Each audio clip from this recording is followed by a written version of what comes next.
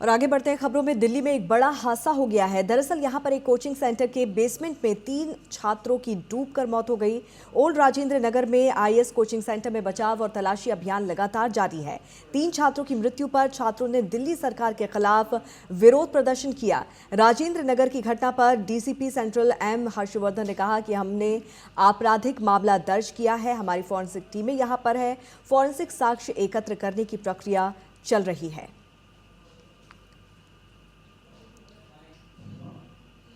Registered एक criminal case. हमारे forensic teams भी यहाँ पे हैं। हम उसको स्ट्रिक्ट सेक्शंस पे रजिस्टर करके we are taking proper action in that हमारे फोरेंसिक टीम्स के साथ। और उसके बाद जो हमें फर्दर इन्वेस्टिगेशन के लिए यहाँ से जो चीज फोरेंसिक एग्जामिनेशन करके जो चीज करना है वो सारे चीज हम कर रहे हैं। देखिए वो चीज अभी डिटेल एग्जामिनेशन इन्वेस्टिगेशन में आएगा, बट जो हमें यहाँ पे इन्वेस्टिगेशन के लिए जो भी मटेरियल फोरेंसिक चीज़ें कलेक्ट करनी है वो प्रोसेस भी हम कर रहे हैं। जैसे हम केस रजिस्टर करके इसमें वो सारे प्रोसेस भी हम कर रहे हैं and we are committed to the fact that we should have a proper investigation. We found 3। ये बच्चे यहाँ पर अपना भविष्य संवारने आए थे, लेकिन माननीय विधायक दुर्गेश पाठक जी ने और माननीय मुख्यमंत्री अरविंद केजरीवाल जी की निकम्मी सरकार ने एक गुहार नहीं सुनी स्थानीय लोगों की। बार बार पिछले 1 सप्ताह से माननीय विधायक दुर्गेश पाठक जी को बोला जा रहा था कि नाले की डिसिल्टिंग करवा दीजिए, नाले की सफाई करवा दीजिए। आपके पीछे आप ही देख लीजिए, अभी भी 2.5 फुट पानी सड़क पर है। यही पूरा का पूरा पानी जाकर बेसमेंट में फिल हो गया है। आप जानते हैं डाइवर्स की जरूरत पड़ी है, तो आप खुद समझ सकते हैं कि कितनी गंभीर हालत है वहां पर। कह रहे पूरा का पूरा फर्नीचर तैर रहा है, ऊपर तक बेसमेंट जलमग्न है और बच्चों की डेथ हुई है इलेक्ट्रोक्यूशन के कारण।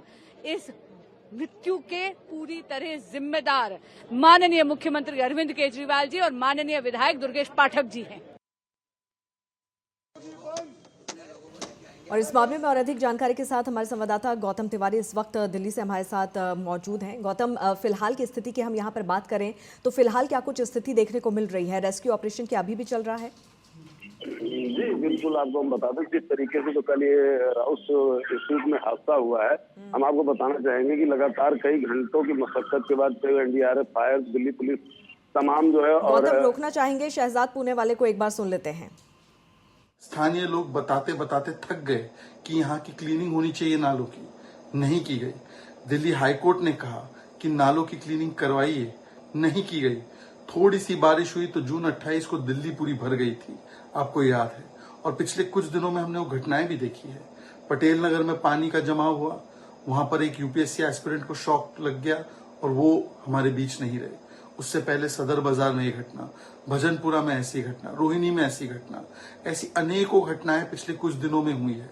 मतलब वाटर लॉगिंग हो रही है क्योंकि नालों की क्लीनिंग नहीं हुई है, अव्यवस्था पूरी है, भ्रष्टाचार के कारण इस प्रकार के अवैध कृत्य और एक्टिविटीज चल रही है। और इसका खामियाजा दिल्ली वासियों को और जो हमारे बच्चे हैं, भविष्य है, अलग अलग हिस्सों से आए हैं, उनको भरना पड़ रहा है। इसके लिए अरविंद केजरीवाल को इस्तीफा देना चाहिए, स्थानीय विधायक की जवाबदेही होनी चाहिए और आतिशी जी को भी कोई प्रेस कॉन्फ्रेंस करके दोषारोपण नहीं, अपनी जिम्मेदारी उठाते हुए अकाउंटेबिलिटी देनी चाहिए।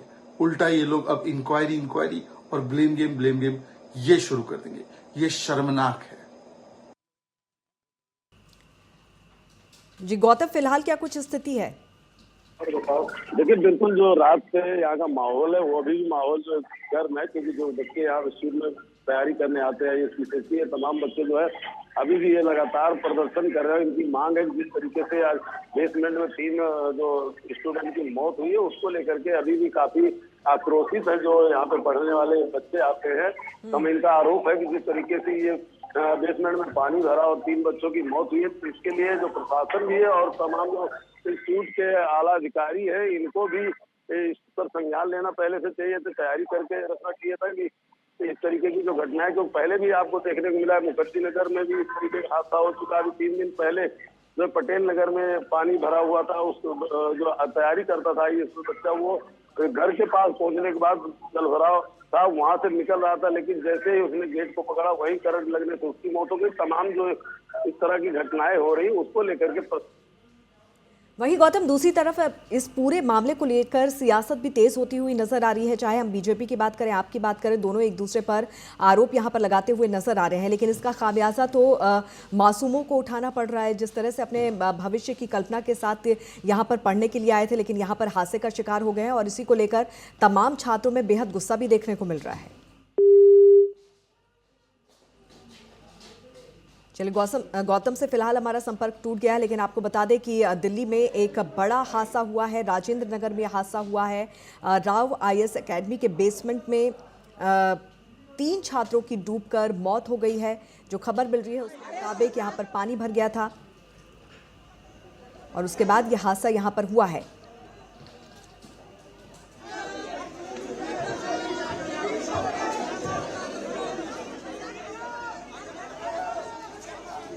तो आप सांसद स्वाति मालीवाल भी यहाँ पर पहुंची हुई हैं और मीडिया से मुखातिब हो रही हैं।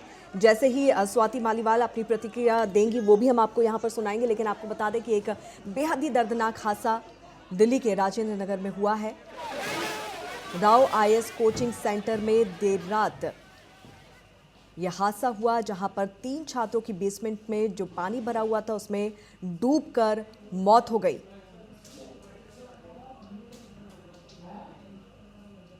हमारे संवाददाता गौतम इस वक्त एक बार फिर से हमारे साथ फोन लाइन पर मौजूद हैं। गौतम, इस पूरे मामले को लेकर अब सियासत भी जोरों पर है। आप और बीजेपी एक दूसरे पर आरोप और प्रत्यारोप लगा रहे हैं, और इस बीच स्वाति मालीवाल भी पहुंच चुकी है घटनास्थल पर।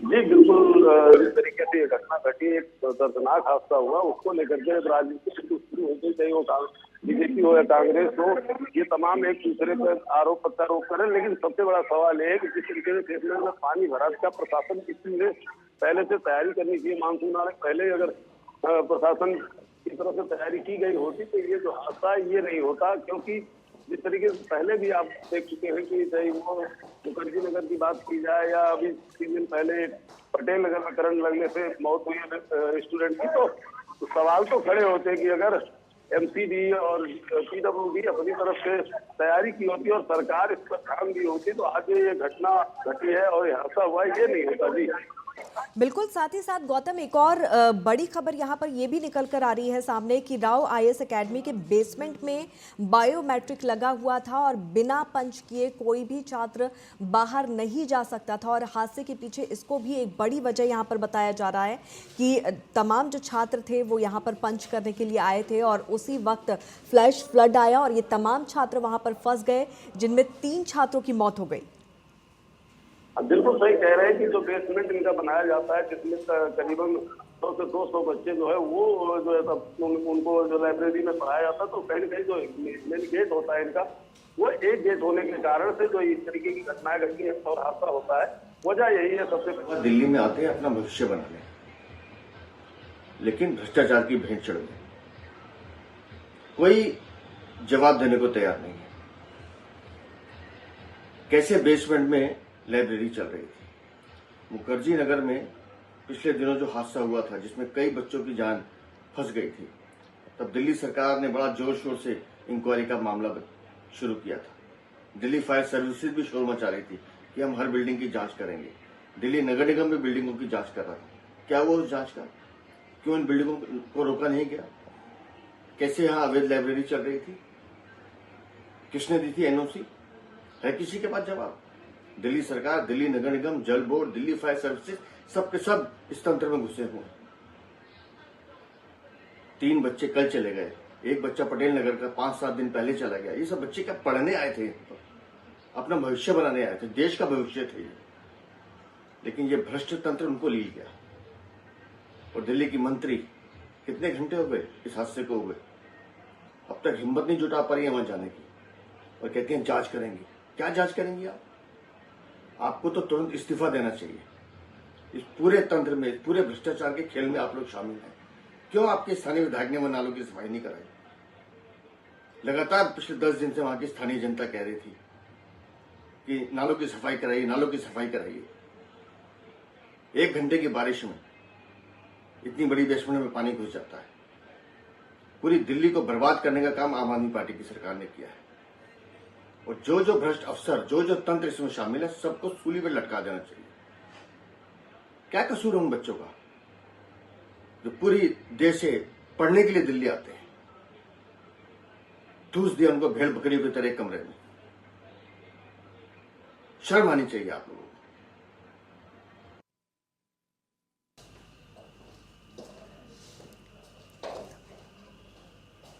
तो यहाँ पर अब इस पूरे मामले को लेकर कई तरह के सवाल यहाँ पर खड़े हो रहे हैं कि आखिर हादसे के पीछे की वजह क्या है, किस तरह से ये पूरा हादसा हुआ और सिर्फ एक ही कोचिंग सेंटर में कैसे ये पानी घुस गया, क्योंकि वहाँ पर दूसरे सेंटर्स भी हैं, दूसरी बिल्डिंग्स भी हैं, लेकिन उन बिल्डिंग्स में किसी तरह की कोई खामियाजा यहाँ पर नहीं देखना पड़ा। लेकिन सिर्फ राव कोचिंग सेंटर में ही पानी कैसे दाखिल हो गया, किस तरह से ये पूरा हादसा हुआ, अब इस पूरे मामले की जाँच यहाँ पर की जाएगी और जो भी दोषी होगा उसको सज़ा दी जाएगी, ये कहना है आप सब सरकार का, दिल्ली की आप सरकार का ये कहना है। हालांकि बीजेपी यहाँ पर सीधे तौर पर आप सरकार पर आरोप लगाती हुई नज़र आ रही है कि एक बड़ी लापरवाही हुई है, वक्त रहते पानी की निकासी को लेकर किसी तरह के इंतज़ाम प्रबंधन यहाँ पर नहीं किए गए और उसी का नतीजा है कि थोड़ी सी बारिश में ही दिल्ली जलमग्न हो जाता है और उसका खामियाजा यहाँ पर हम देख पा रहे हैं कि किस तरह से मासूमों को अपनी जान देकर चुकाना पड़ रहा है। दिल्ली की कोचिंग सेंटर की तस्वीरें इस वक्त हम आपको